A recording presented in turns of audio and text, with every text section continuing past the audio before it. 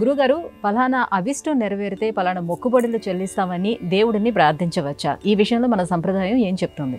సాధారణంగా మొక్కులకి ప్రమాణం ఒకటి చెప్పారండి. ఆపద సమయంలో మాత్రమే మొక్కమన్నారు. కోరికలు తీర్చుకోవడానికి మొక్కులు మొక్కమని ఎక్కడా చెప్పలేదు. ఒక అన్నవరం సత్యనారాయణ స్వామి తప్పించి కోరికల కోసం కండిషనల్గా ఏ కార్యక్రమం చేయమని ఎక్కడా చెప్పలేదు.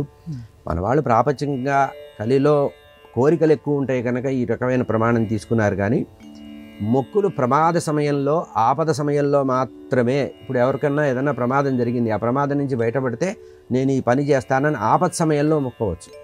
వెంకటేశ్వర స్వామి కూడా ఆపద మొక్కులు వాడు అంటారు. స్వామి పేరే ఆపద మొక్కులు వాడు కనుక మనం ప్రతిసారి వ్యాపార దృక్పథంతో నాకు ఇది చేస్తే నీకు ఇస్తాము, 1,00,000 రూపాయలు నాకు ఆదాయం వస్తే 10% ఇస్తాను, ఇటువంటి మొక్కులకి ప్రమాణం లేదు.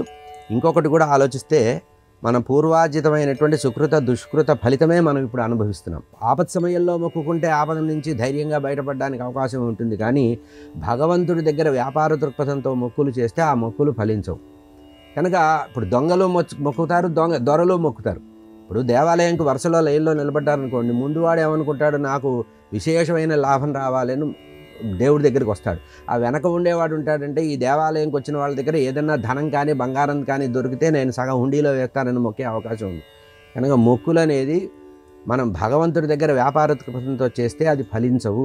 ఫలించినట్లు తాత్కాలికంగా కనపడినా దానివల్ల వచ్చే ఉపయోగం ఎటువంటిది లేదు.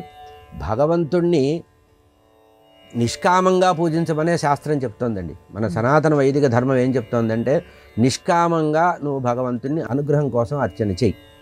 ఇంకోటి ఏంటంటే భగవంతుడికి ఒక పేరుంది, భావగ్రాహి జనార్దన అని. అంటే భగవంతుడు మన భావాన్ని గ్రహిస్తాడు. నువ్వు గుడికి వచ్చావంటే ఎందుకు వస్తున్నావు అనేది భగవంతుడికి తెలిసిపోతుంది. ఈరోజు బలాని వాడు వస్తున్నాడు, వాడికి అనుగ్రహం కావాలి, వాడి ఆవేదనతో వస్తున్నాడు, ఆ కోరికతో వస్తున్నాడు, వాడి కోరిక వాడి అభిష్టం ప్రకారం నేను తీర్చాలని భగవంతుడి నిర్ణయంతోనే ఉంటాడు. కనుక మన అసలు భగవంతుడి దగ్గరికి వెళ్ళాలనే సంకల్పం కలగడం కూడా ఆయన యొక్క సంకల్పమే.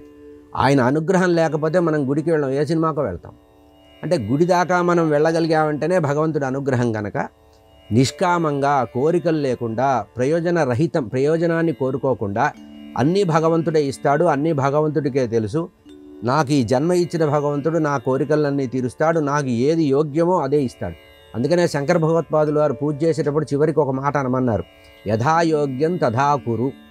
నాకు ఏది యోగ్యమైనదో అంటే నా ఎలిజిబిలిటీ ఏమిటో అది ఇమ్మని, భగవంతుణ్ణి అదే కోరమని శంకర భగవత్పాదులు వారు చెప్పారు. కనుక కోరికల కోసం భగవంతుడిని ఆరాధించకూడదు.